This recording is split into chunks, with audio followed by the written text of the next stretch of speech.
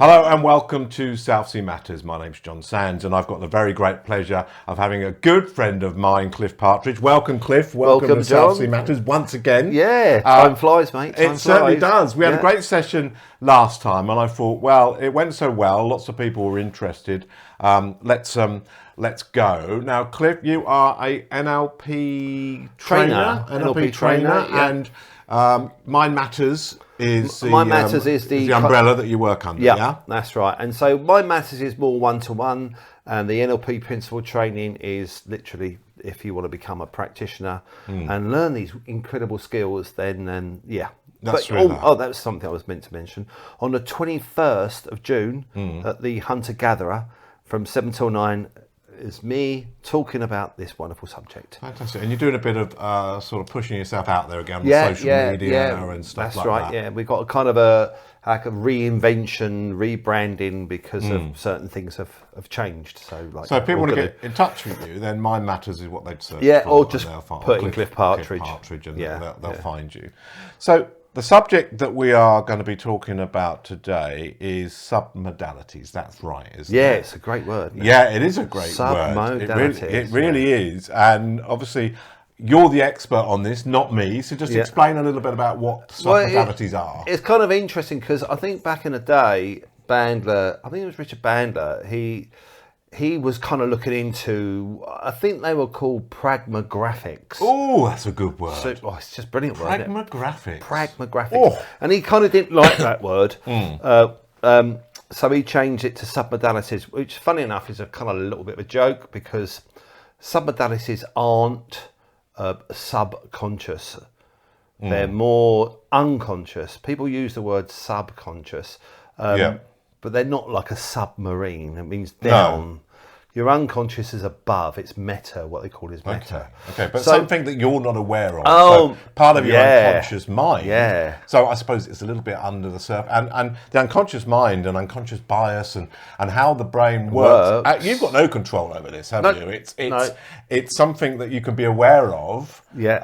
But the control of it'll catch you unawares, won't it? Well, you don't even, like, say, for instance, the submodalities, there's quite a few different types of submodalities, but let's just say, for instance... Let's focus on one. So let's say time. Yeah. Okay. Right, time. So we don't go, last Christmas is about 10 foot away. We don't, I think I put 1978, that's about 25 foot away. We don't do that. No. Our brain seems to do stuff for us. So we have this thing of distance with time. Okay. So, like you say, for instance, back in the day when we're in our 20s, blimey, 55, 60, well, how far away was that? Yeah, that's a good point. Ahead of you or to your left or to your right. It's that kind of thing of but your brain does this for you. They're, as we said, that completely unconscious. So that's one submodality. It's easy for me to say. One submodality. Another one is direction. Direction's a submodality. So when we think of our past or our future, it has got a direction. Our past is for some people behind you, yes, or for some people to the left or to the right. Really? Okay. Yeah. And their future is not with everyone ahead of the or to the right or to the left. And the interesting thing is with like you say, for people, if their past is to the left or to the right, it might be different if they're right-handed or left-handed. Oh, really? Yeah. So it gets really. I mean, there's other things we can, we're going to discover as we do a little bit more about eye patterns as well. And that's another really fascinating subject. How? Obviously, you are exploring this with people. Yes. What's the there's another submodality. What's the end point? Why is it a problem? If not a problem, why can it be an issue for someone? Well, it's fascinating in a sense because you or all of us will have a place of where we consider something to be. Yeah. So that's really useful, isn't it? If like you say, for instance, if you think, okay, well, when I started smoking, I was 14. Yeah. Okay. Well, where specifically is 14? How far away is that? Is it closer to you?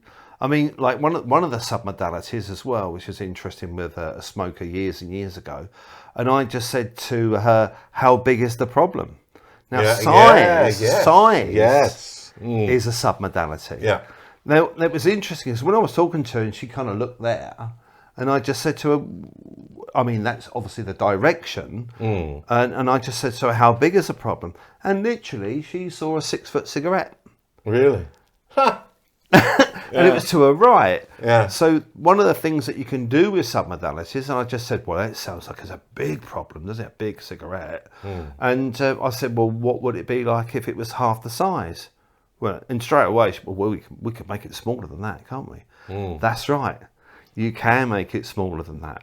Yeah. But that's what our brain does. It tends to make things, blow things out of proportion. So it's the size makes it scary then? Oh, Is yeah. that right? Yeah. Or something you cannot deal with because it's so big. Yeah. Like the phrase, how do you eat an elephant? You know, Yeah, like that. It's that kind of, but, you know, you can have elephants this big. Yes, you can. I mean, there was a great, use your imagination. So you've got this bottle, okay, and there's this bottle this big, and inside's a ship. Yeah. Okay, now you can't touch the bottle. You can't put a little string inside to collapse the bottle or anything like that. But how are you going to get the ship out the bottle? But we're finished with that one. Okay. So when in your experience, do you find because the submodalities, it's a word. Some people would probably never have heard of that. No. But do you see that as a tool for you to use? They're incredible tools. Yeah, they're incredible tools. Like I say, for instance, a submodality of let me give you another example. Lady she's passed the test. Yeah. She's been driving for 3 or 4 months, but still not very confident. So I just said to her, look, you know, so when you look into the future, what do you reckon? Do you reckon you'll be confident in about 2 years' time? Well, that was too far for her. Yeah. No, I want to be more confident than that, and a lot sooner. I said, well, maybe a year then. And of course, I'm doing this deliberately. Yeah, you know. Well, no, a bit sooner than that. So, well, how about 3 months? Can we make it sooner than that? I said, well, yeah, we can make it next week if you want. So what I've done is made it go really a long way away because she wants to drive, but that's too far away in her mind. Yeah. Bring it closer to her, then done a technique of putting her into the future, seeing herself with the confidence, bringing her back to the now. That's it. Yeah. Start to drive fine. That's funny because something like that would make me worry a bit more. If you were to say, you know, bring it forward. If I know something's a bit further away, I tend to not worry. Well, it depends on what it is, doesn't it? Yeah, of course. Yeah, of course. So use that as an example. So we've talked about distance. Yeah, distance and we talked is one. About size. Size, yeah. So would you use those for specific scenarios, or does it depend on the person? Well, I think the whole idea is with all of it is use what you need to get the result that you want. Right. Which is really, really important. Like you say, for instance, with food. Yeah. We use food because it's a good one. So what's your favourite dish? Oh, my favourite. Oh, let's say Chinese food. Right, Chinese food. Right, okay. So let's just say you're eating far too much Chinese food. And I've done this with mayonnaise. Oh. Because I was eating far too much mayonnaise. This was about 5 or 6 years ago. So maybe even more. So can you imagine it in black and white? Yes. Does it still seem like you want to eat it? No.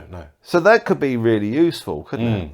So that's one tool you can do. And some people say, well, I can't imagine it. So you've got using colour now. That's right. So we've got size, we've got distance, we've got colour. And we've got, if you think about it, we've got all the senses we can use with submodalities.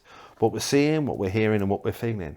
So without a doubt, straight away, we've changed the submodalities to black and white. Yeah. And now you're not feeling it. No. And it's not firing off those taste buds. So smell would also be good in that way. There you go. There you go. Okay. So what would happen then if we then put a frame around it, made it half the size, and put it behind you? Oh, really? Yeah. Yes. Yeah. So then all of a sudden, see that just happened then, just by me saying it. All of a sudden, I'm looking behind me. There you go. Your brain says. What I did is I'm looking behind to see if that will make a difference. There you go. Yeah. And that's what's so unique about the brain, because the brain loves to have comparisons. See, before that, you didn't have a comparison. No. So once you get the comparison, the brain then goes, well, I know what the one is more useful, so maybe I'll use that one.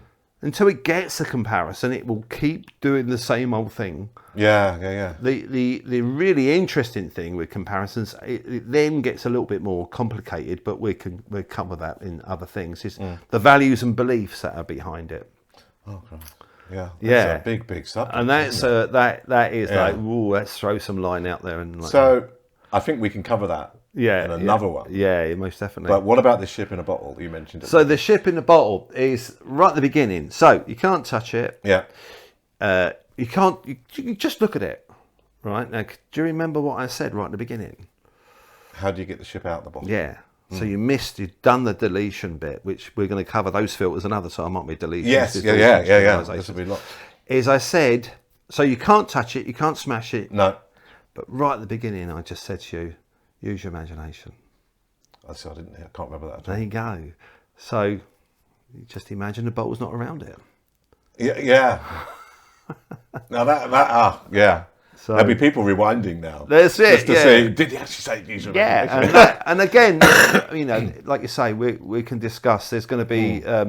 I'd like to think we can find some time and do a whole series. Oh, absolutely, we can. We will find the time. So thank you. You're more than welcome, John. It's always a pleasure. Yeah. And so next time, okay, what are we going to talk about next time? Well, next time, beliefs and. I think what would be really, really good is to cover distortions, deletions, and generalizations. Okay. These are the three main filters that our brain. So I've already done a deletion because I deleted with. That's right. Yeah, we're doing it all the time. Every day we do deletion. So next time, distortions, deletions, and generalizations. So we'll cover that, and also if you would like a subject covered, if we can, then we'll sit down and have a chat about that as well. So thank you so much for watching. I hope you found that interesting, and look forward to the next in the series of my conversations with Cliff. Brilliant. Take care. Goodbye. Bye.